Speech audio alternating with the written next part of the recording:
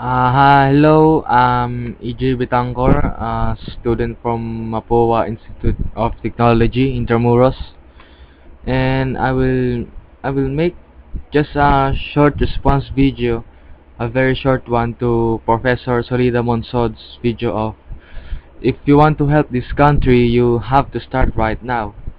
Don't postpone it. It was posted a year ago, but that video really affected me. Last year pa pinost yung video niya, and I think hindi lang dapat ang mga taga-UP ang makaalam nito. Because that situation she said last year is same as now. Barangay election 2013. I've even watched another video of her called Honor and Excellence. I've always wanted to help this country, but I soon realized that mas gusto ko na tumira sa abroad. I want to go abroad and stay there because it is more prosperous country, and I think that will be the usual reason for people staying abroad and never coming back.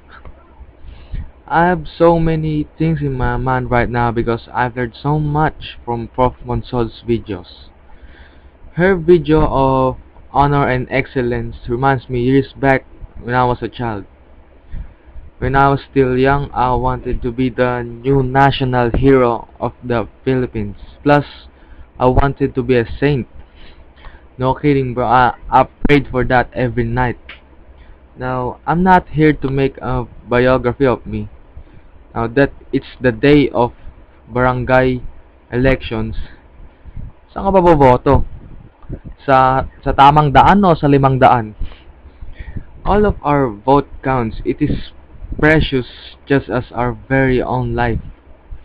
Our family's future depends on the person who won the election, same as the future of this country. And if everyone knows this, they probably won't sell their votes to a very small amount of cash. And this is for all the people, especially the young ones who knows what is right and wrong, and especially who knows the good and the bad.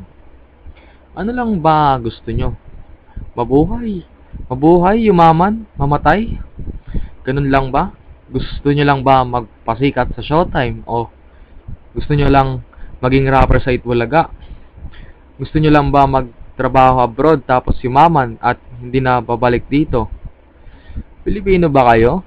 Now, for the rich, what are your dreams? No? Do you want to watch anime, learn other language, get richer, then die? All the people die, but not all people live. Do all of you just want a good relationship? Like I will marry you and love you until I die. Like we will be forever and beyond. Now, what do you want? Aren't you should be thinking more on more on the country you live in and less than yourself? I can say that I'm a Mapuan, but I can diss them too. Mapuan, if you have big dreams, then start here. Our university's motto, right? Can I ask you something? Like, what are your dreams? Are your dreams to be an engineer, to travel in space, to build a time machine, to build an incredible super freaking sky high skyscraper, to be a billionaire? Is that all you can think of, huh? And by the way, dami nga pala naglalandian sa school. Aren't all of you should be thinking of how we can improve the lives of our fellow Filipino, or how we can rise to poverty? Hindi lang mga taga-UP ang pwede maging leaders, you know. This is for all of the university. Mostly all of the people in the Congress are university graduates. Mostly all of the people in Supreme Court Chief Justices are university graduates. Mostly all of the speakers of the House are university graduates. If they were university graduates, why are we where we are now? It means to say that they were corrupt. Not all of them, of course.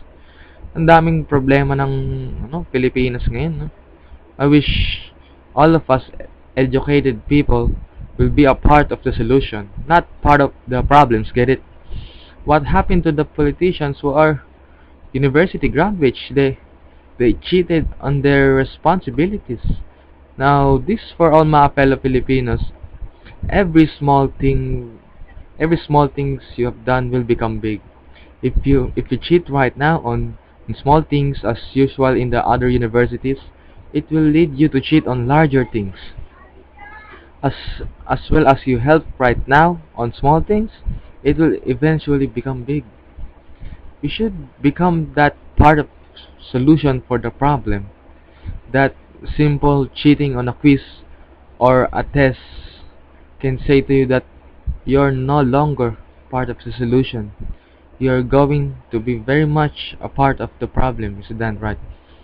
We all can help fight poverty and corruption here, and it's never too young for us to be a part of the solution. You want to be a part of the solution? Then start right now.